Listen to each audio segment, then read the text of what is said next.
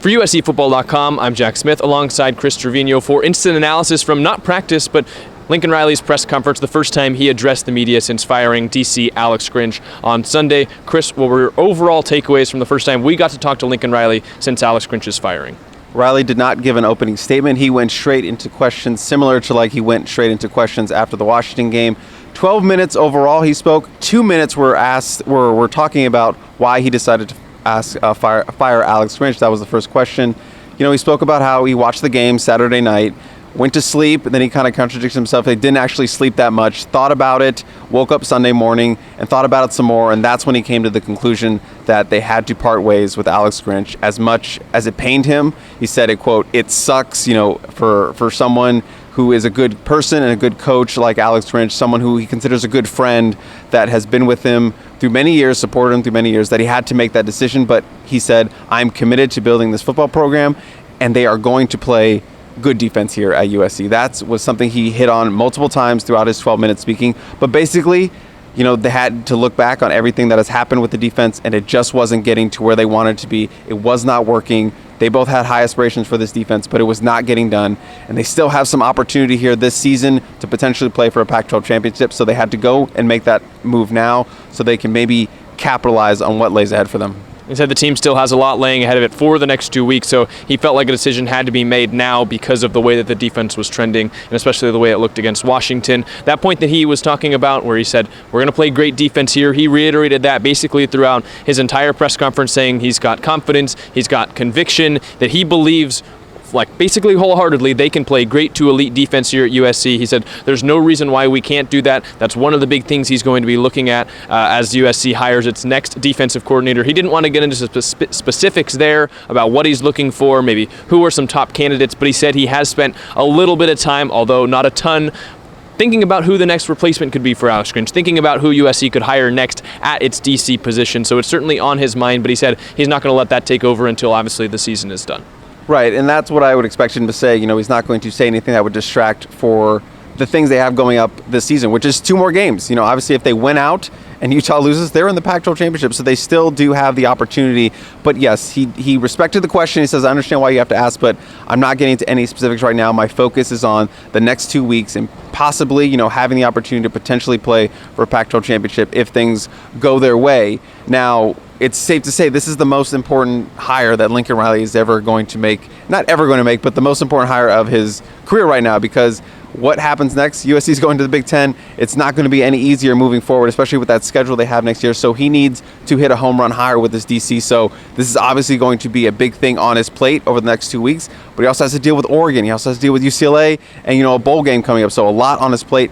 And recruiting. So a lot is going on with Lincoln Riley. I do not envy him having to do all these things at once. But yes, it's an understatement to say this is the most important hire he's going to make at USC. He was asked too about, you know, the fact that the transfer portal opens up, I believe it's in a month, and then there's early signing day a little bit later. He was asked, how does that affect, you know, the search for a defense coordinator? He said, obviously it's something you have to think about, but he's not going to let that overwhelm him or distract him from finding the right guy. And then he was asked, you know, what attributes will that right guy have? He said he's not going to get into the specifics there, but, you know, you can start to think about moving to the Big Ten. Do you want someone that has some Big Ten history on their resume for hiring for a defense coordinator? There's a lot of things that we'll get answers in the coming weeks, potentially the coming months, that we didn't get today, but we'll get down the line. I asked him specifically who's going to call defensive plays. Has the staff decided who will call defensive plays for the rest of the season? He said he's excited for the opportunities for Sean Nua and Brian Odom and Taylor Mays, and the staff has decided who is going to call defensive plays, but he felt like it wouldn't help the program right now for him to reveal that information. So I think that's something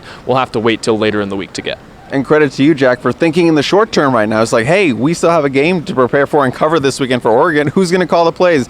Yes, as you mentioned, co-defensive coordinators, which you will actually get to speak to tomorrow. So that's obviously going to be a very interesting talk with Coach Odom and Coach Nua on their thoughts on the defense. And obviously, I wouldn't expect them to get into any major specifics if they're changing about this stuff, starters, who's going to play, rotation, any of that kind of stuff. But it will be interesting to hear their voice, and just for the players in general to hear, you know, their thoughts on everything. You know, a lot of those guys were close to Alex Grinch. A lot of those guys liked Alex Grinch. But of course, they needed a new voice in that locker room. They needed a new voice calling on the defensive side. So interested to hear the defensive players, their perspective on everything. Hopefully they don't muzzle them too much and we get some of their honest opinions on what is happening. And, you know, with Odom and Nua taking over. So it's going to be an interesting day tomorrow. I know everyone's going to be excited to kind of hear fresh voices, new voices, their outlook on the program these last 2 weeks, and just the craziness of it all in the last 48 hours. Oh, yeah, we can close too by mentioning that we're not surprised. Lincoln Riley talked about,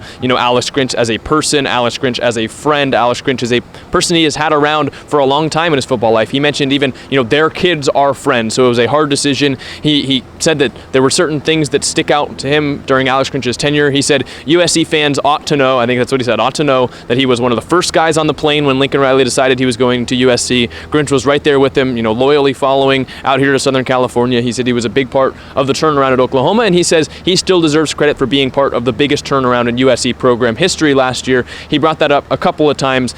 Obviously we got to talk to Alex Grinch too. No problems with him as a person. He was great to speak to after Wednesday practices last year and after Tuesday practices this year. So, obviously there were a lot of good quality things to Alex Grinch as a person, but in the end, as Riley said, it sucks because it just came down to having to make a football decision, but one that he said he made, not the athletic department, he made, and he just felt it was important, and he felt like they needed to get where they want to go here at USC. I think it's important, the last thing you said there is that he put it on him. He was asked, did anyone have any input, the athletic department or whatever, and he said no. Very brief, it was my decision. So I think that was an important thing to hear from him, say this is my call, my decision, all on me. So, but yes, you're right. Alex Grinch, over the last several months, and especially the last several weeks, there have been a lot of, dehumanizing a person, as he's just, he's not a person. He's fire him, a lot of nasty things being said. Obviously, you never want to call for someone's job, but as Lincoln Riley said, it's not working. It wasn't working. It wasn't getting done. So a change had to be made. But that doesn't mean you can be disrespectful towards someone, another human. So I just want people to keep that perspective. Alex Grinch is no longer defensive coordinator. Lincoln Riley and USC will be issuing in a new defensive era in the coming weeks when they make their hire, for the Big Ten season. So I know USC fans are really excited and looking forward to that. But just remember that, someone did lose their job, and it was a hard decision to fire a friend. It's not just, an employee, but firing a friend. So that is a tough decision. And, I think Lincoln Riley showed that he was serious in doing, mid-season, we're talking 2 games left, but to do it at this point in the season, before it's ended. And, I think that says a lot about what his plans are for USC and being here at USC. So really tough decision. I think everyone should accept that it was a tough decision, and remember that Alex Grinch is a person, very well liked, very funny. I have no hard feelings towards Alex Grinch. Sorry it did not work out here for him, but USC needed to move on. Lincoln Riley needs to move on, and now we'll see what the next chapter is. He could really match Ryan with all the different ways he could compare things. I'm missing the word here that sums it up.